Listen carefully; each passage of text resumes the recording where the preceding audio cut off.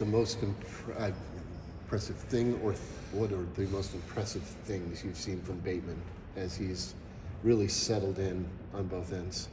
I think the thing for Bateman is he's an everyday guy, so he has tremendous toughness, resiliency, work habits, and those show up for him. And so even though the first game or couple exhibitions and things don't go exactly how he'd like it to go, he's the first guy in the gym the next day, getting up game speed shots, attacking downhill.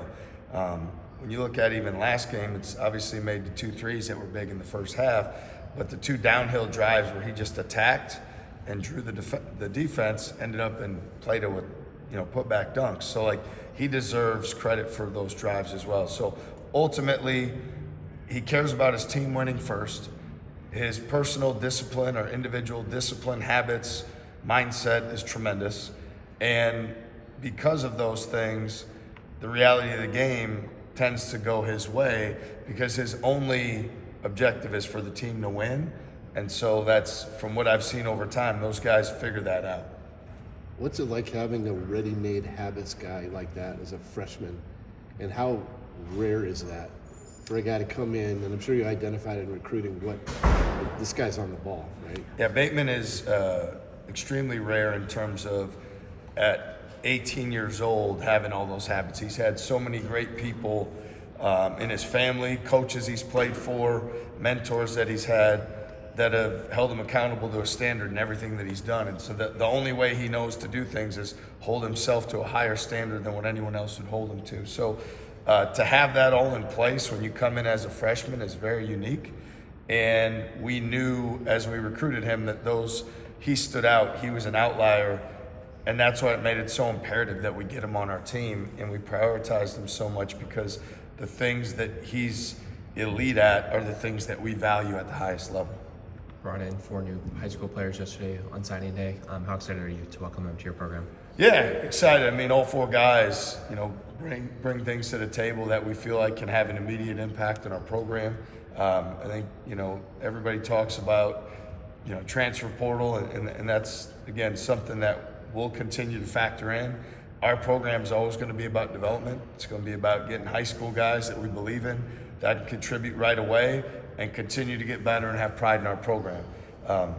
If there's anything those guys should look at is our game the other night, when we have 3 freshmen playing meaningful minutes, all impacting winning significantly, right away in their 3rd college game.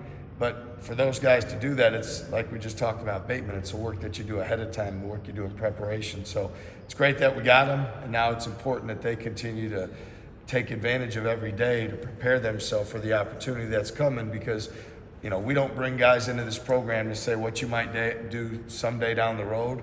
We're looking for that impact right away. Individually, what does each player bring to your class?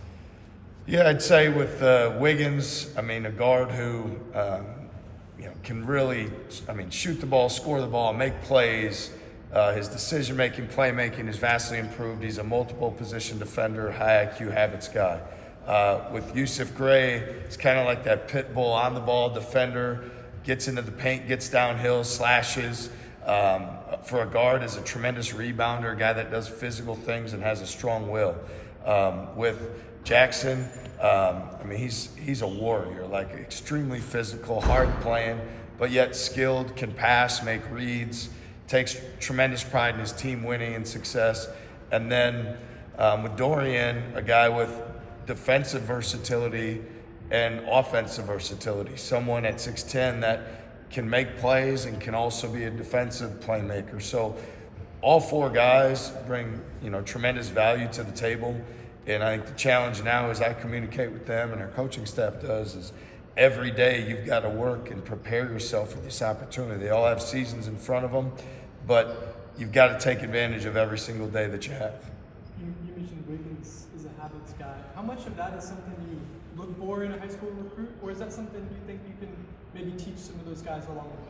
Yeah, it's absolutely something that you look for, because the guys that come in with the habits ingrained, it becomes just about the basketball. The guys that need to develop those habits, we're willing to do that, and we feel like our program, that takes care of itself within our program.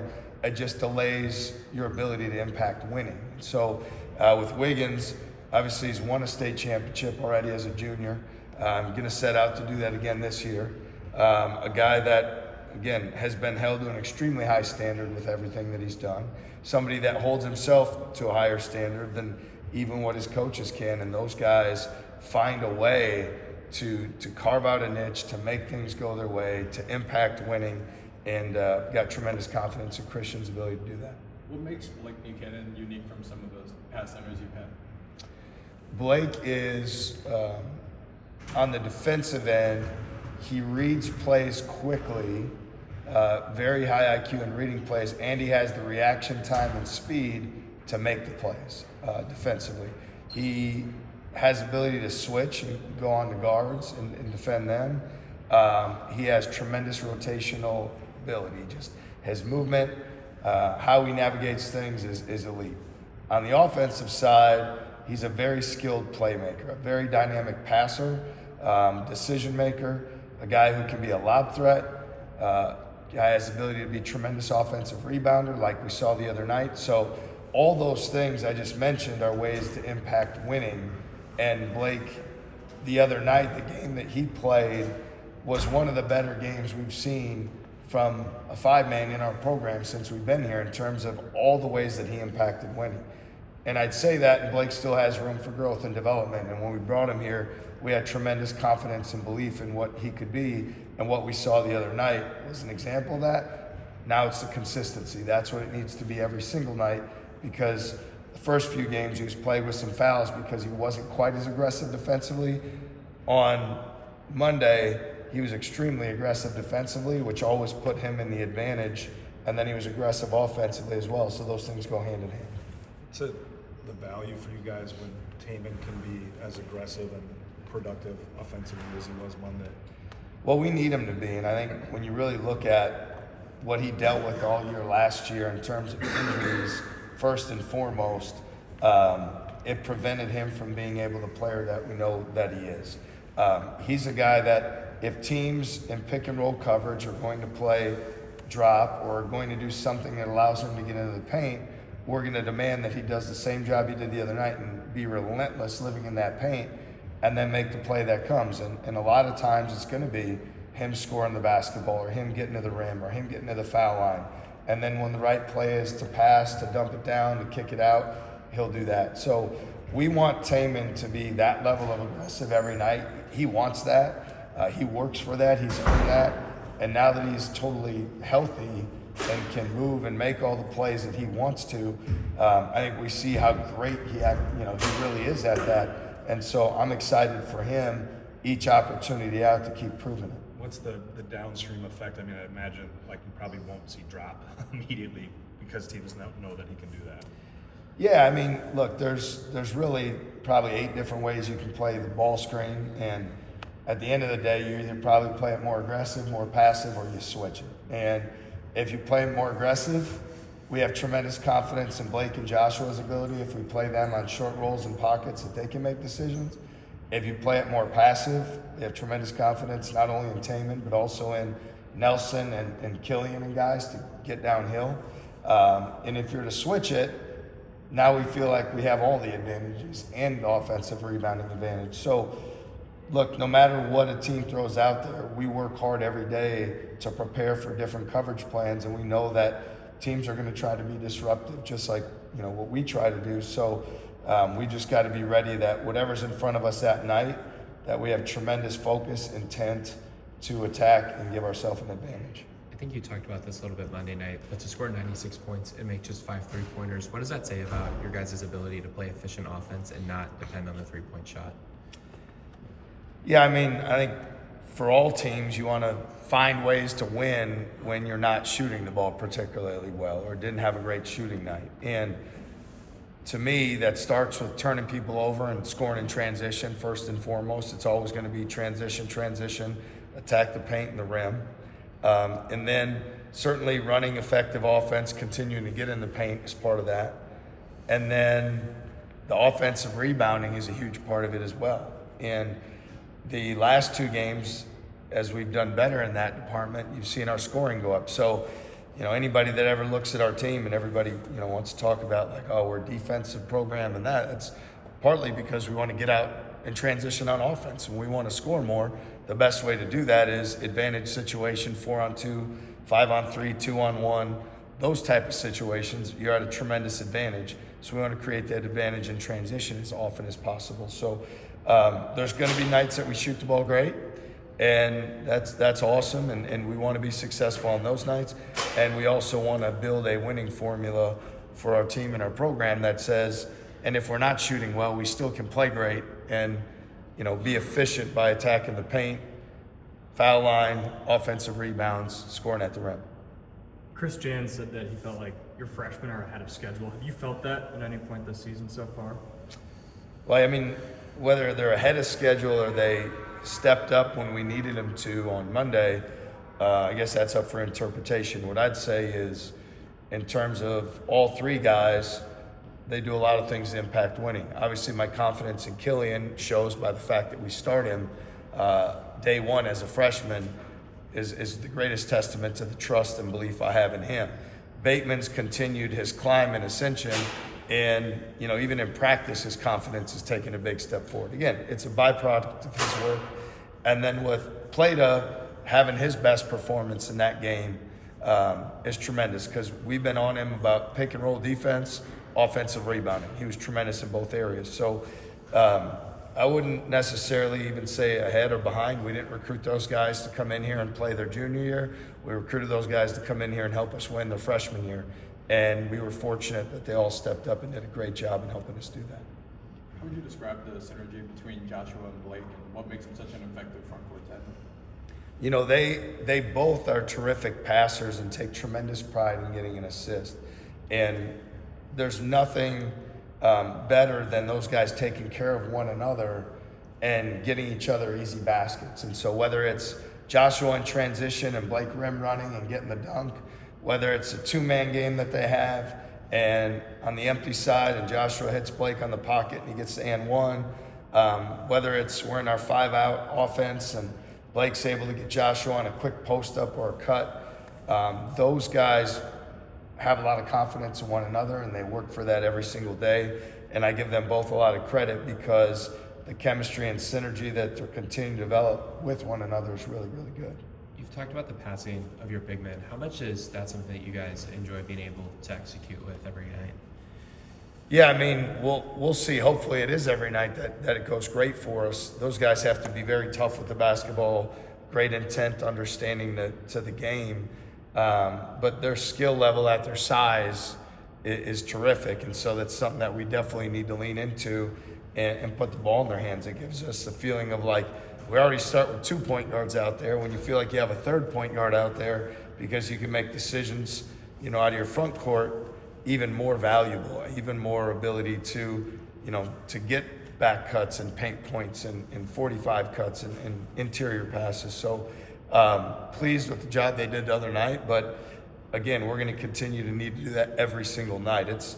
We haven't arrived in that category. It's something we've got to have great intent and focus every day.